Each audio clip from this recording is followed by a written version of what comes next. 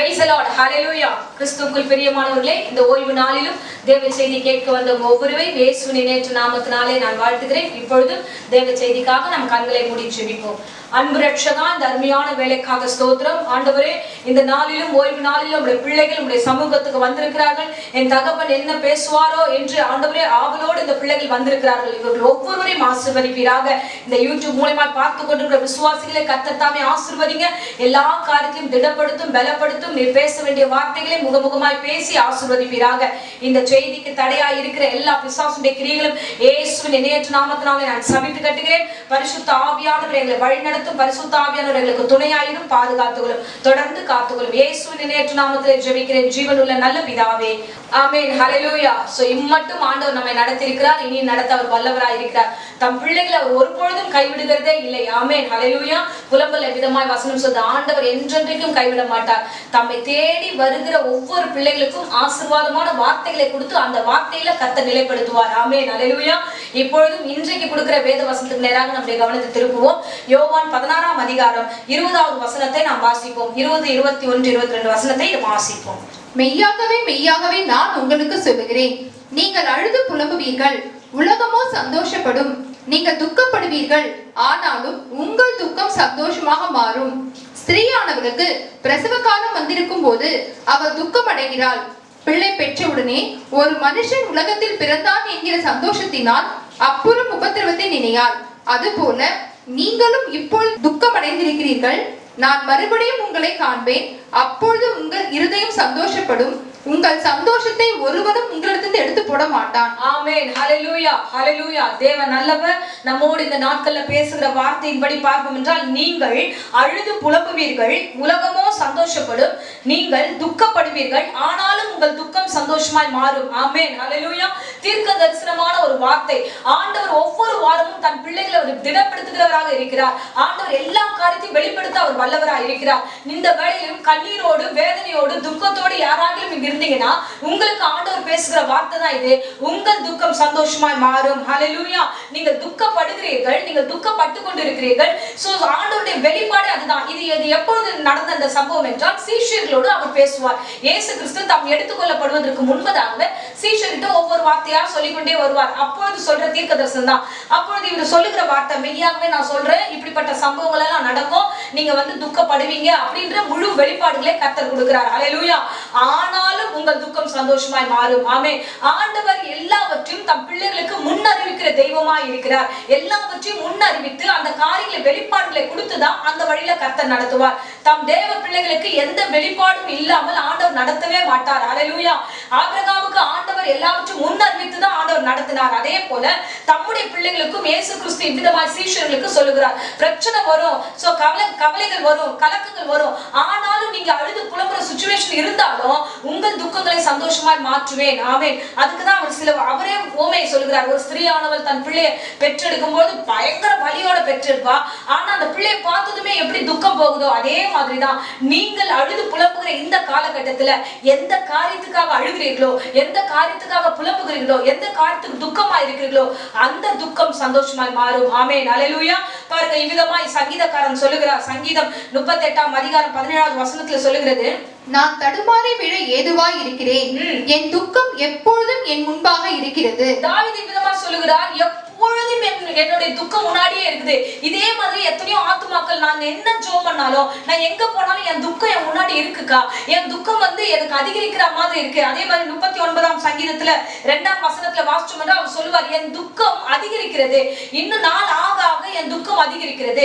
So ஆண்டவர் இந்த பிரசங்கத்துல என்ன சொல்லுகிறார்னா, உங்களுடைய துக்கங்கள் இருக்கும், ஆனாலும் உங்கள் துக்கம் சந்தோஷமாய் மாறும். சோ உன்னை சுற்றி இருக்கிறவர்கள் மற்றவர்கள் சந்தோஷமா இருப்பதை போன்ற ஒரு காட்சி கண்ணுக்கு முன்பதாக தெரியும். ஐயோ ஆண்டவரே, அவங்க எல்லாம் சந்தோஷமா இருக்காங்களே, நான் மட்டும் ஏன் இப்படியா துக்கமா இருக்கிறேன்? இவ்விதமாய் தாவீது சொல்லுகிறார், என்னை சூழ்ந்திருக்கிற எல்லா பகைஞருக்கு மத்தியில என் துக்கம் எப்படி இருக்குன்னா அதிகரித்து கொண்டே இருக்கிறது என்று அவர் தன்னை வெளிப்படுத்துகிறார். ஹல்லேலூயா. இதே போன்ற ஒரு ஒரு சூழ்நிலையில் நீங்கள் இருக்கலாம். தாவீதை போன்ற ஒரு சூழ்நிலை உங்களுக்கு காணப்படலாம். உங்கள் துக்கம் அதிகரித்துக் கொண்டே இருக்கலாம். எப்போ மாறும் இந்த பிரச்சனை, எப்போ மாறும், இது எப்போ என்னை விட்டு விலகி போகும், இந்த துக்கத்தை என்னால் தாங்க முடியவில்லை. ஹல்லேலூயா. பலவிதமான துக்கங்கள் இருக்கு. சோ வியாதி நிமித்தமாய் துக்கப்படுகிறவர்கள், பிரச்சனை நிமித்தமாய் துக்கப்படுகிறவர்கள், பிள்ளைகள் நிமித்தமாய் தகப்பன்மார் துக்கப்படுறதோ, சோ துக்கங்கள் நிறைய காரியங்கள் இருக்கு. ஆனா எந்த துக்கமானாலும் சரி, நீங்கள் துக்கத்தை சந்தோஷமாய் மாற்ற கர்த்தர் காத்திருக்கிறார். ஹல்லேலூயா. சோ இவ்விதமா யோபு குறித்த காரியத்தை நாம் வாசிக்கிறோம். யோபு 6ஆம் அதிகாரம் 3ஆம் வசனத்துல இவ்விதமா யோபு சொல்லுவார், சொல்லி முடியாத துக்கம் என் வாழ்க்கையில இருக்கிறது என்று அவர் புலம்புவார். அதே மாதிரி யோபுடைய நண்பர்கள் பார்ப்பாங்க, யோபுடைய நிலைமையை பார்த்தா மகா கொடூரமா இருக்கிறது. அந்த துக்கத்தினால இவங்களே பேசினவங்களே பேசாம அமைதியா போயிடுவாங்க. இப்பேற்பட்ட சஞ்சலத்தோடு காணப்படுகிறவர்களுக்கு ஆண்டவர் சொல்கிறார், உங்கள் துக்கம் சந்தோஷமாய் மாறும். ஆமென். ஹல்லேலூயா. யோபுடைய காரியத்துல எல்லாம் இழந்து போனார். அவர்கிட்ட ஒண்ணுமே இல்ல, பிள்ளைகள் இல்ல, ஆசீர்வாதம் இல்ல, வீடு வாசல் இல்ல, எந்த ஒரு சூழ்நிலை எந்த ஆசீர்வாதமும் இல்லாத மகா கொடிய வேதனையினாலும் வியாதியினாலும் அவர் வெளியே தள்ளப்படுகிறார். இப்படிப்பட்ட ஒரு சூழ்நிலை கர்த்தரை மாத்திரம் அவர் பற்றி கொண்டிருக்கிறார். அந்த கர்த்தர் தான் அந்த வார்த்தை சொல்லுகிறார், அவருடைய துக்கத்தை மாற்ற அவர் வல்லவராய் இருக்கிறார். ஹல்லேலூயா. கடைசியில நம்ம பார்த்தோம் என்றால் யோபுடைய காரியத்துல அவருக்கு கர்த்தர் இரட்டத்தனையாய் ஆசீர்வதித்தது உண்மை. ஆமென். ஹல்லேலூயா. அதுதான் இயேசு கிறிஸ்து இந்த இடத்துல சொல்லுகிறார் சீஷர்கிட்ட, மற்றவர்கள் எல்லாரும் களி கூர்ந்து இருப்பாங்க, ஆனா நீங்க எப்படி இருப்பீங்கன்னா துக்கமா தான் இருப்பீங்க. சில நேரங்கள்ல சில காரியங்கள், துக்கமான காரியங்கள் உருவாக்கப்படும், ஆனாலும் உங்கள் துக்கம் சந்தோஷமாய் மாறும். ஹல்லேலூயா. சோ ஆண்டவர் ஒருபொழுதும் கைவிடுகிற தெய்வம் அல்ல. பிள்ளைகள் அழுது கொண்டே இருப்பதும் புலம்பிக் கொண்டே இருப்பதும் தம்முடைய சீஷர்கள் வேதனைப்படுறத ஆண்டவர் பார்த்துட்டு இருக்க மாட்டார். ஹல்லேலூயா. ஆகையாலதான் நீங்க மற்ற காரியம் தான் பார்த்துக்கோங்க, மற்ற எல்லாரையும் யார் வேணா விசாரிச்சுக்கலாம், ஆனா தேவனுடைய பிள்ளைகளை மாத்திரம் ஆண்டவர் என்ன பண்ணுவாங்க, முன்னே பாதுகாத்து பாதுகாத்து பாதுகாத்து வசனத்தை கொடுத்து, அம்மா நீ ஜாக்கிரதையா இரு, அம்மா நீ இந்த மாதிரி இந்த காரியத்தை செய்யாத, இந்த இடத்துக்கு போகாத என்று முன்னறிவிக்கிற தெய்வமா இருக்கிறார். அதுக்குதான் தம் சீஷர்களுக்கு ஆண்டவர் இவ்விதமாய் முன்னறிவித்திருக்கிறார். சீஷர்களோடு கூட என்ன சொன்னா, இப்படி நடக்கும், ஆனா சந்தோஷமா இருப்ப, உன் சந்தோஷத்தை யாரும் எடுத்து போட முடியாது. அந்த அளவுக்கு ஆண்டவர் முன் வெளிப்பாடை கொடுத்துதான் ஆண்டவர் கடந்து போகிறார். ஆனாலும் சீஷர்களும் தம்முடைய பிள்ளைகளும் வேதனைப்படுகிறதை கர்த்தர் பார்த்துட்டு சும்மா இருக்க மாட்டார். ஹல்லேலூயா. பாருங்க, இதே சம்பவத்துல சீஷர்கள் ரொம்ப துக்கத்தோட இருக்கிறாங்க. எப்பன்னா இயேசு கிறிஸ்து மரித்தார், சோ அவர் நம்மளை மீட்பாரு, நம்மள ரட்சகரா இருக்கிறாரு, அவர் நம்மள நடத்துவார்னு அவங்க ரொம்ப நம்பிட்டு இருந்தாங்க. திடீர்னு பார்த்தா இயேசு கிறிஸ்து மரித்து போயிட்டார். அவர் சொன்ன ஊமையெல்லாம் அவங்களுக்கு தோணவே இல்லை. ஐயோ இயேசு இப்ப நம்ம கூட இருந்தாரு, இப்ப காணாம போயிட்டாரு, இப்ப நம்ம என்ன பண்றதுன்னு ரொம்ப துக்கத்தோட அவங்க என்ன பண்றாங்க, அவங்க ரொம்ப கலக்கத்தோட இருக்கிறாங்க. அப்ப கலக்கத்தோட இருக்கும்போது எம்மாவூர்ன்ற ஒரு ஊர் வழியா வரும்போது 2 சீஷர்கள் பேசி கொண்டு வருகிறார்கள். அப்பொழுது அவங்க இருக்கிற அந்த துக்கமான ஒரு சூழல் 2 சீஷர்கள் பேசிட்டே இருக்கிறாங்க. என்னப்பா இயேசு நம்ம கூட இருந்தாரு, நமக்கு சாப்பாடுனா கரெக்டா கொடுத்தாரு, ட்ரெஸ் வேணும்னா ட்ரெஸ் கொடுத்தாரு, இந்த ஊர்ல இருந்து அந்த ஊருக்கு போறதுக்கு ரொம்ப நல்லா இருந்துச்சு, இயேசு இருக்கும்போது கூட்டங்களா நம்மளோட கூட சேர்ந்து இருந்தாங்க, இப்ப யாருமே இல்லையே, ஐயோ இப்ப யார் நம்மளை காப்பாத்துவா, அடுத்த ஸ்டேஜ்ல அடுத்து நமக்கு யார் நடத்துவா, இப்பேற்பட்ட ஒரு கலக்கமும் வேதனையோட அந்த சீஷர்கள் பேசிக்கொண்டே போகிறார்கள். அப்பொழுது லூக்கா 24ஆம் அதிகாரம் 17ஆம் வசனத்தை வாசிப்போம். அப்பொழுது அவர் அவர்களை நோக்கி, நீங்கள் துக்கம் முகமுள்ளவர்களாய் வழி நடந்து ஒருவருக்கு ஒருவர் சொல்லிக் கொள்ளுகிற காரியங்கள் என்னவென்று கேட்டார். இயேசு கிறிஸ்து அவங்க 2 பேருக்கு நடுவுல கேக்குறாரு, நீங்க துக்கம் உள்ளவர்களா ஏன் நடந்து போறீங்க அப்படின்றாரு. ஹல்லேலூயா. சோ இந்த நாட்கள் இந்த பிரசங்கத்தை கேட்கிற அருமையான பிள்ளைகளே, நீங்கள் அழுது புலம்பினாலும் உங்கள் அழுகை, உங்களுடைய துக்கம் சந்தோஷமாய் மாறும் என்று ஒரு வெளிப்பாடை கர்த்தர் உங்களுக்கு கொடுத்திருக்கிறார். ஆல்ரெடி எல்லாவற்றையும் கர்த்தர் தெரிவிச்சிட்டாரு, எல்லாத்தையும் ஆண்டவர் முன்னறிவிச்சிட்டாரு. ஆனாலும் இப்போது சீஷர்களுக்கு உணர்வில்லாதது போல அவர்கள் காணப்படுகிறார்கள். அதே சீஷர்கள் தான் ஆண்டவர் வெளிப்பாடு கொடுத்தாரு. இப்பொழுது அது சொல்றாரு, அப்பா நீங்க ஏன் துக்கமுகமா போறீங்க அப்படின்ட்டு இயேசு கேட்கிறாரு. உடனே அதுல 21ஆவது வசனத்தை வாசிப்போம். அவரே இஸ்ரவேலை மீட்டி ரட்சிப்பவர் என்று நாங்கள் நம்பி இருந்தோம், இவைகள் சம்பவித்து இன்று 3 நாள் ஆகிறது. பாருங்க, இயேசு கிறிஸ்து கிட்டே அவங்க சொல்றாங்க, அது இயேசுன்னு அவங்களுக்கு தெரியல, அவங்க கண்கள் மறைக்கப்பட்டிருக்கிறது. இப்போ அந்த உபத்திரவ பாதையில வரும்பொழுது அவங்களுக்கு அது புரியவே இல்லை. அப்ப அவர்கிட்ட பேசுற இயேசு கிட்டே சொல்றாங்க, இல்ல அவர் எங்களை மீட்பாரு, இஸ்ரவேலை ரட்சிப்பாரு நினைச்சோம், இன்னைக்கு 3 நாள் ஆயிப்போச்சு, இந்த மாதிரி ஒரு சூழ்நிலை இருக்கு. ஹல்லேலூயா. இதே சூழ்நிலையில தான் நாமளும் இந்த வேளையில இருக்கிறோம். உபத்திரவம் வரும்பொழுது, கவலைகள் வரும்பொழுது, பிரச்சனைகள் வரும்பொழுது கர்த்தர் செய்ய போகிற அதிசயம் நம்முடைய கண்களுக்கு மறைக்கப்பட்டிருக்கு, நமக்கு தெரியவே இல்லை. ஹல்லேலூயா. துக்கம் தான் பெருசா இருக்கு, ஐயோ யாருக்குமே வந்ததில்லை இந்த துக்கம், எனக்கு மட்டும்தான் இந்த துக்கம் நம்ம நினைக்கிறோம். ஐயோ என் ஆண்டவர் என் கூடவே இல்ல, என்னை கையில விட்டுட்டாரோ என்று நம்ம நினைக்கிறோம். இல்ல, ஆண்டவர் உங்களோடு கூட தான் இருக்கிறார். ஆண்டவர் உங்களோடு கூட பேசுற எல்லா வசனத்தையும் நீங்க பாருங்க. உங்களுக்கு அறிவிக்காம கர்த்தர் உங்கள் வாழ்க்கையில ஒன்றும் செய்ததில்லை. ஹல்லேலூயா, ஹல்லேலூயா. இயேசு நல்லவர், இயேசு நல்லவர். ஆண்டவருடைய பிள்ளைகளை அவர் ஒருபோதும் கைவிடுவதில்லை. இதே வசனத்துல நாம் தொடர்ந்து வாசிச்சோம் என்றால் இயேசு கிறிஸ்து தன்னை வெளிப்படுத்தி அவர்களோடு கூட நடந்து வந்து நான் உங்க கூட தான் இருக்கிறேன்ட்டு அடுத்த வசனங்கள்ல அவர் சொல்லுவாரு. கையில அடிப்பட்ட அந்த காயத்தெல்லாம் காமிச்சு நான் சொன்னதை நிறைவேற்றினேன் என்று ஆண்டவர் சொல்லுகிறார். ஆமென், ஹல்லேலூயா. இயேசு ஒருபோதும் நம்ம விட்டு விலகிறதே இல்லை. ஆமென், ஹல்லேலூயா. உங்க துக்கம் சந்தோஷமாய் மாறும். ஆமென். கர்த்தர் உங்களோடு கூட கடந்து வருகிற தெய்வமா இருக்கிறார். எதை குறிச்சும் சஞ்சலப்படாதீங்க. ஐயோ எனக்கு மறைக்கப்பட்டிருக்கிறதே, எனக்கு அடுத்த ஆசீர்வாதம் என்னன்னு தெரியலையே, என் துக்கம் அதிகரிச்சுட்டு இருக்க, போன வாரத்தை காட்டில இந்த வாரம் எனக்கு என்னமோ அதிகமா தெரியுது, எனக்கு என்னமோ அழுத்தமா இருக்கு, நான் மாறுமோ, நிலைமை பிரச்சனை மாறுமோ, சூழ்நிலை மாறுமோ, என்ன ஆகுமோ எனக்கு தெரியலன்னு கலக்கத்தோடு இருக்காதீங்க. கர்த்தர் உங்களை ஆசீர்வதிக்க அவர் திட்டமா இருக்கிறார். ஆமென், ஹல்லேலூயா. என் தெய்வம் சொல்லுகிற வார்த்தை நீங்க கவனமா கேளுங்க. இன்றைக்கு எப்படி இருக்கு அப்படின்னா நெருக்கம் இருக்கலாம், ஆனா நாளைக்கு நீ எப்படி வந்து நிற்பீங்க தெரியுமா? சாட்சியாய் வந்து நிற்பீங்க. அந்த இடத்துல ஆண்டவர் உங்களை சாட்சியா நிற்க வைப்பார். எந்த இடங்கள்லாம் குழப்பத்தோடு சுத்துறீங்களோ அந்த இடங்கள்ல சாட்சியா நிறுத்துவார். எங்கெல்லாம் கைவிடப்பட்ட நிலைமையில இருந்தீங்களோ அங்க பக்கத்துல வந்து ஆண்டவர் நிற்பார். பாருங்க, இந்த 2 சீஷர்கள் துக்கத்தோட பேசிட்டு போயிட்டு இருக்காங்க. ஆண்டவர் அதை கண்டுக்காம விட்டுட்டு இருக்கலாம். நம்ம சொல்லிட்டு அந்த பசங்களுக்கு பரவாயில்ல, அவங்க போயிட்டு அப்படி ரிட்டர்ன் வருவாங்க, அப்புறம் பாத்துக்கலாம். இல்ல, 2 பேர் பேசும்போது 3வது ஆள் கர்த்தர் இருக்கிறார். ஆமென், ஹல்லேலூயா. சோ நீங்களும் நானும் பேசிக் கொண்டிருக்கும் போது ஆவியானவர் உள்ளே இருக்கிறார். நீ எந்த துக்கத்தோட இந்த பிரசங்கத்தை கேட்கிறீங்களோ அந்த துக்கத்தை ஆண்டவர் சந்தோஷமாய் மாற்றுவார். ஹல்லேலூயா. அவர் மாற்ற வல்லவராய் இருக்கிறார். ஆமென், ஹல்லேலூயா. வெளிப்பாடுள்ள வசனம், கர்த்தர் வெளிப்பாடோடு திட்டமாய் உங்களோடு கூட பேசிக் கொண்டிருக்கிறார். இந்த இடத்துல ஆண்டவர் தம்முடைய சீஷருடைய துக்கத்தை சுமந்து கொண்டார். சீஷர்கள் புலம்புகிற அந்த புலம்பல் வழியெல்லாம் புலம்பிக்கிட்டு போறாங்க. பாத்தீங்கன்னா அந்த எம்மா ஊர் வழியா அவங்க வந்து ஒரு பெரிய வழியில நடந்து போயிட்டு இருக்கிறாங்க. அந்த வழியெல்லாம் கூடவே இருந்து அவங்களை தேற்றி கொண்டு அவங்களுக்கு தேவையான வார்த்தைகளை சொல்லி தட்டி கொடுத்துக்கிட்டே வராரு. இன்னைக்கு கர்த்தர் உங்களுக்கு அப்படிதான் சொல்றாரு. நான் இருக்க, இனி எதற்கும் கவலைப்படாத, நான் உன் பக்கத்துல இருந்து உன்னை நடத்துவேன், நான் உன்னை உயர்த்தி நடத்துவேன், உன்னை மகிமையில கொண்டு போய் சேர்ப்பேன், உன்னை கலங்காமல் உன்னை பத்திரமா நான் பாதுகாத்துக் கொள்வேன் என்று கர்த்தர் சொல்லுகிறார். ஆமென், ஹல்லேலூயா. சீஷர்கள் மீது கரிசனையா இருக்கிறார். தம்முடைய பிள்ளைகள் மீது கரிசனையா இருக்கிறார். தம்மை நோக்கி வருகிறவர்கள் ஒருபொழுதும் அவர் புறம்பே தள்ளுவதில்லை. ஆமென், ஹல்லேலூயா. சோ தம்முடைய பிள்ளைகளுக்கு அவர் சொன்னபடியே ஆண்டவர் உயிர்த்தெழுந்தார். தாம் சொன்னபடியே அவர்களை ஆசீர்வாதமா நடத்தினார். தாம் என்னெல்லாம் முன்னறிவித்தாரோ அதை அப்படியே செய்தார். உங்களுக்கும் என்னெல்லாம் சொன்னாரோ அதை அப்படியே நிறைவேற்ற அவர் வல்லவராய் இருக்கிறார். ஆமென். இந்த வசனம் யோவான்ல நம்ம வாசிச்சோம் இல்லையா? 16ஆம் அதிகாரத்துல 22வது வசனத்தை வாசிச்சோம் என்றால் வாசிப்போம். அதுபோல நீங்களும் இப்போது துக்கமடைந்திருக்கிறீர்கள், நான் மறுபடியும் உங்களை காண்பேன், அப்பொழுது உங்கள் இருதயம் சந்தோஷப்படும், உங்கள் சந்தோஷத்தை ஒருவனும் உங்களிடத்திலிருந்து எடுத்து போட மாட்டார். ஆமென். நான் மறுபடியும் உங்களிடத்துல வருவேன். ஹல்லேலூயா. ஆண்டவர் வருகிற தெய்வம், எங்கேயும் ஓரமா நிக்கிற தெய்வம் இல்ல. உங்களுக்காக அவர் வருவார். சொன்னதை நிறைவேற்ற வருவார். சொன்ன வாக்குத்தத்தத்தை உங்க கரங்களில் ஒப்பு கொடுக்க அவர் வருவார். உங்கள் சந்தோஷம் நிறைவா இருக்கும்படி கர்த்தர் உங்களை வழிநடத்த அவர் வல்லவராய் இருக்கிறார். ஹல்லேலூயா. ஆகையால நீங்க எப்படி இருக்கணும் தெரியுமா? நீங்க திடமுள்ள பிள்ளைகளா இருக்க வேண்டும். இதே 16ஆம் அதிகாரத்துல கடைசி வசனம் சொல்லுகிறது, இந்த உலகத்துல என்ன இருக்கு தெரியுமா? உபத்திரம் இருக்கு, எல்லா இடத்துலயும் உபத்திரம் இருக்கு, ஆனாலும் திடன் கொள், நான் உலகத்தை ஜெயித்தேன் என்று கர்த்தர் சொல்லுகிறார். ஆனாலும் திடனாயிரு, தைரியமா இருங்க, உங்களுக்காக நான் ஜெயத்தை கொடுக்க உங்கள் பட்சத்துல இருக்கிறேன். ஆகையால உங்கள் துக்கம் சந்தோஷமாய் மாறும். ஆமென், ஹல்லேலூயா. 2 பேர் பேசும்போதே கர்த்தர் உருகி 3ஆம் ஆள் வந்து பேசுறது எவ்வளவு உண்மையோ, நீங்கள் வீடுகளிலே என்னெல்லாம் சொல்லி ஜெபித்து நீங்கள் ஒன்றாய் உட்கார்ந்து ஆண்டவரே இந்த விஷயத்தை நான் எப்படி நடத்த போறேன் எனக்கு தெரியல ஆண்டவரே உட்கார்ந்து வீட்டுக்குள்ள ஜெபித்திருந்தா பேசியிருந்தா ஆண்டவர் 3ஆம் ஆளாய் வந்து அதை சந்தோஷமாய் மாற்றுவார். காரியத்தை மாறுதலாய் மாற்றுவார். உங்களை ஆசீர்வதித்து வழிநடத்த அவர் வல்லவராய் இருக்கிறார். அதே போல இன்னொரு சம்பவத்தை நாம் பார்க்கிறோம். மரியாதை குறித்து பார்க்கிறோம். முதல்ல இயேசு கிறிஸ்து தரிசனமானது அவளுக்கு தான். அவ வந்து என்ன பண்ணுகிறார்? இயேசு கிறிஸ்து சிலுவையில வைத்து அரைஞ்சிட்டதுக்கு அப்புறம் அவரை வந்து கல்லறையில வைத்ததுக்கு அப்புறம் இருட்டோட எழுந்து போய் தேடுகிறார். போய் தேடும்போது அந்த கல்லறையில இயேசு கிறிஸ்து இல்ல. உடனே அவ அழ ஆரம்பிச்சுறா. அழுதுட்டு ஐயோ ஆண்டவரை காணுமேன்னு சொல்லிட்டு அவளோடு கூட இருந்த சகோதரிகளோடு கூட அவன் துக்கத்தோட அந்த இடத்துல தேடி கொண்டிருக்கிறான். அப்போ இயேசு அழகாய் வந்து யோவான் 20ஆம் அதிகாரம் 15வது வசனத்துல பார்த்தோம் என்றால் இயேசு அவளை பார்த்து, ஸ்திரீயே ஏன் அழுகிறாய், ஏன் அழுற, யாரை தேடுற, என்ன ஆச்சு பிரச்சனை அப்படின்ட்டு இயேசு கேட்க ஆரம்பிக்கிறார். ஹல்லேலூயா. தன் பிள்ளைகள் அழும் பொழுதும் தன் பிள்ளைகள் துக்கத்தோடு இருக்கும் பொழுதும் ஆண்டவர் பொறுமையா இருக்கிற தெய்வம் அல்ல. அவர் உயிர் தேடுவதுமே வேற காரியங்கள் பார்த்திருக்கலாம். சீஷர்கள்லாம் மொத்தமா ஒரு இடத்துல இருக்காங்க, பேதுரு எல்லாம் ஒரு இடமா இருக்காங்க, அங்க போயிருக்கலாம். ஆனா அழுகிற பிள்ளைகள், தேடுகிற பிள்ளைகளை கர்த்தர் தேடுகிறார். ஆமென், ஹல்லேலூயா.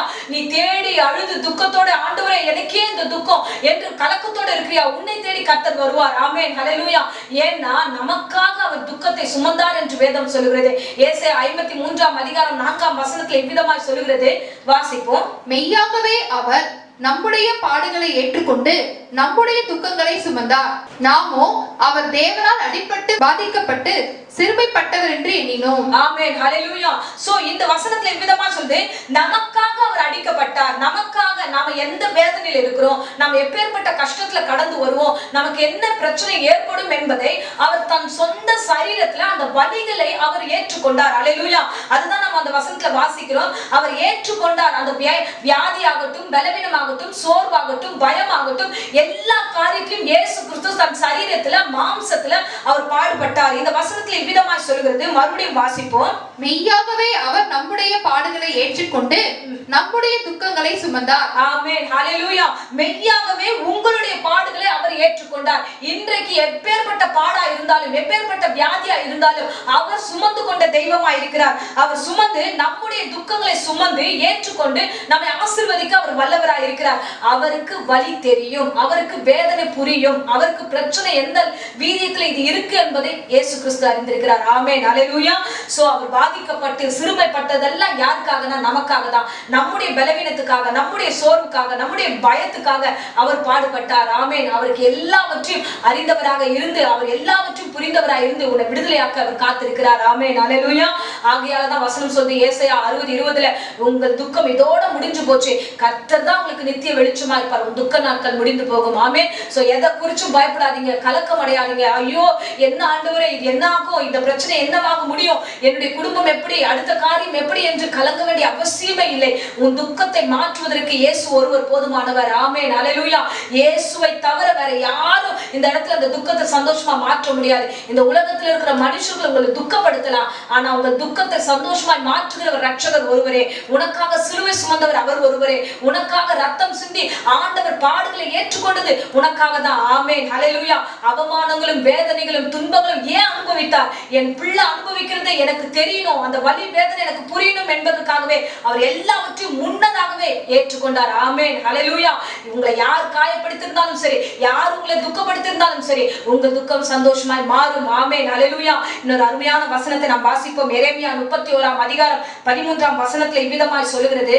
அப்பொழுது கன்னிகைகளும் வாலிபரும் முதியோரும் கூட ஆனந்த களிப்பாய் மகிழ்வார்கள். நான் அவர்கள் துக்கத்தை சந்தோஷமாக மாற்றி அவர்களை தேற்றி அவர்கள் சஞ்சலம் நீங்க அவர்களை சந்தோஷப்படுத்துவேன். ஆமென், ஹல்லேலூயா. சோ ஏற்றுக்கொண்டபடினால உங்களுடைய காரியங்கள், அது பெரியோர் ஆகட்டும், சிறியோர் ஆகட்டும், முதியோர் ஆகட்டும், யாரானாலும் சரி, நீங்கள் படுகிற வேதனையில கர்த்தர் சொல்லுகிறார், உங்களுடைய துக்கங்களை சந்தோஷமாய் மாற பண்ணுவேன், சஞ்சலங்கள் நீங்கி உங்களை தேர்ந்தெடுக்க செய்வேன், நீங்கள் ஆசீர்வாதமாய் இருப்பீர்கள். சந்தோஷப்படுகிற மாதிரியான ஒரு சூழ்நிலைகளை கர்த்தர் வரும் நாட்களில் உங்கள் வாழ்க்கையில செய்வார். ஆமென், ஹல்லேலூயா, ஹல்லேலூயா. ஆகையால யார் உங்களை துக்கப்படுத்தியிருந்தாலும் சரி, யார் உங்களை துக்கத்துல கொண்டு போய் சேர்த்திருந்தாலும் சரி, எல்லா துக்கத்தையும் கர்த்தருடைய பாதத்துல கொடுங்க, சிலுவை அண்டையில கொண்டு வாங்க, அவர் சிந்தின அந்த ரத்தத்துக்கு முன்பதாக கொண்டு வாங்க. அவர் அந்த காரியத்தை மாற்ற அவர் வல்லவராய் இருக்கிறார். ஆமென், ஹல்லேலூயா. இன்னைக்கு பார்த்தோமா, ஒவ்வொரு காரியத்துல பார்த்தோம், நீங்கள் துக்கப்பட்டாலும் உங்கள் துக்கம் சந்தோஷமாய் மாறும். மறுபடியும் வாசிப்போம். யோவான் 16ஆம் அதிகாரம் 20ஆவது வசனத்துல வாசிச்சது போலவே மறுபடியும் அந்த வசனத்தை வாசிப்போம். மெய்யாகவே மெய்யாகவே நான் உங்களுக்கு சொல்லுகிறேன், நீங்கள் அழுது புலம்புவீர்கள், உலகமோ சந்தோஷப்படும். நீங்கள் துக்கப்படுவீர்கள், ஆனாலும் உங்கள் துக்கம் சந்தோஷமாக மாறும். ஆமென், ஹல்லேலூயா. ஆனாலும் உங்கள் துக்கம் சந்தோஷமாய் மாறும். உங்கள் துக்கம் சந்தோஷமாய் மாறும் பொழுது நீ எவைகளை கேட்கிறீர்களோ அவைகளை பெற்றுக்கொள்வீர்கள் என்று வசனம் சொல்லுகிறது. உங்கள் துக்கத்தை மாற்ற அவர் வல்லமுள்ள தெய்வமாய் இருந்து உங்களுக்கு வாக்குத்தத்தங்களை கொடுத்து நிறைவாய் நடத்துகிறார். ஆமென். அவர் திட்டமாய் தெளிவுபடுத்தி சொல்லிவிட்டார், நீ சந்தோஷத்தை அனுபவிக்கும் பொழுது அந்த சந்தோஷத்தை ஒருவரும் இடத்திலிருந்து எடுத்து போட முடியாது. ஆகையால நீ என்னத்தை ஜெபிக்கிறியோ அதிலே தொடர்ந்து வாசிச்சோம் என்றால் யோவான் 16ஆம் அதிகாரத்தில் 24ஆம் வசனத்துல வாசிக்கிறோம். இதுவரைக்கும் நீங்கள் என் நாமத்தினாலே ஒன்றும் கேட்கவில்லை, கேளுங்கள், அப்பொழுது உங்கள் சந்தோஷம் நிறைவாய் இருக்கும்படி பெற்றுக் கொள்வீர்கள். ஆமென், ஹல்லேலூயா. உங்களை நிறைவாய் ஆசீர்வதிக்கும்படி கர்த்தர் கடந்து வருகிறார். உங்களை நிறைவாய் வழிநடத்தும்படி கர்த்தர் கடந்து வருகிறார். உங்கள் துக்கங்களை சந்தோஷமாய் மாற்ற அவர் காத்திருக்கிறார். ஆமென். சோ இந்த வேளையில கலங்குகிறியா, இந்த வேளையில துக்கத்தோட திரிகிறீர்களா? ஆண்டவர் உங்களை கைவிடுகிற தெய்வமே அல்ல. வேதாகமத்துல எங்கே பார்த்தாலும் துக்கப்பட்ட ஒவ்வொருடைய வாழ்க்கையிலும் கர்த்தர் அற்புதங்களை செய்ய அவர் வல்லவராய் இருக்கிறார். சாரிபாத் விதவை சாக போனா அந்த குடும்பத்தை ஆண்டவர் சந்தோஷமான குடும்பமாய் கர்த்தர் மாற்றினார்.